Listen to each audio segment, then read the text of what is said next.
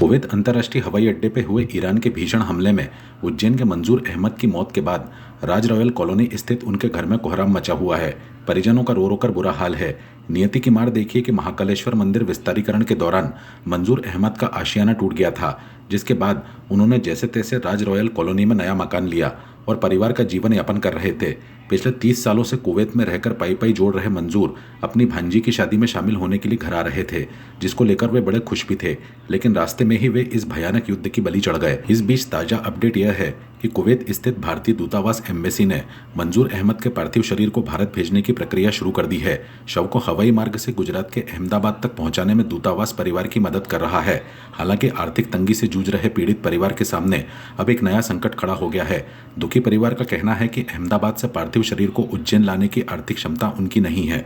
ऐसे में बेबस परिजनों ने मध्य प्रदेश सरकार और उज्जैन जिला प्रशासन से गुहार लगाई है कि उन्हें अहमदाबाद से उज्जैन तक के लिए एक एम्बुलेंस मुहैया कराई जाए, ताकि वे समय पर शव को गृहनगर लाकर पूरे रीति रिवाज के साथ उनका सुपुर्दे खाक कर सकें। कुवैत में काम करता था, मेरा बच्चा कल आने वाला था, 3 तारीख का टिकट था उसका। कल सुबह 6 बजे निकल गया था घर से, वो एयरपोर्ट पे बैठा हुआ था। फिर हम उसके बाद 9 बजे से फोन लगा तो फोन ही नहीं लगा, उठाया ही नहीं फोन उनने। तो 9 बजे के बाद से रात को बात कर रही थी, 11 बजे उसके बाद बात ही नहीं करती। 3 बजे हमारे घर में फोन आया वहाँ से कंपनी को, एयरपोर्ट से कहा से के नाम बताया कि मंजूर है, मगर कौन है तुम्हारे? तो चोरों ने क्या, मेरा वालिद है। उनका इंतकाल हो गया है, उसको मिसाइल नहीं देता।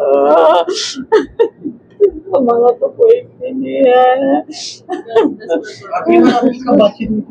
रात को 11 बजे।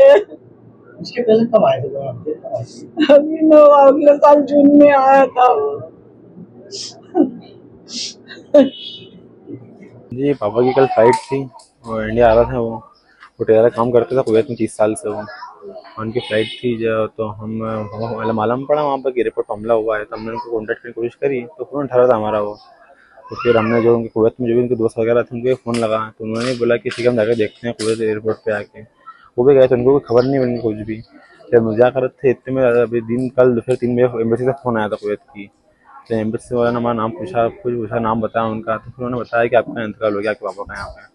कैसे हुआ? कोई जी उन्होंने तो इतना खास नहीं था, उन्होंने ये बताया कि टर्मिनल 1 पे मौजूद थे, अब हमला हुआ ड्रोन का एयरपोर्ट पे। जी एयरपोर्ट पे थे, टर्मिनल 1 पे थे वो। जब टर्मिनल 1 पे ड्रोन गिरा, जब वो टर्मिनल 1 पे थे और उसमें हादसे का शिकार हुआ है वो। कितने लोग ऐसे उसमें क्षतिग्रस्त हुए, ऐसा कुछ बताया? जी ऐसा कुछ नहीं बताया, बस ये बताया था कि अब इंडिया में सिर्फ अकेले वही हैं जिनकी डेथ हुई है, बाकी सब घायल हुए हैं। अब कैसे लाने की? जी ऐसा है कि अहमदाबाद आएंगे वो बॉडी उनकी आज रात को आएगी सर।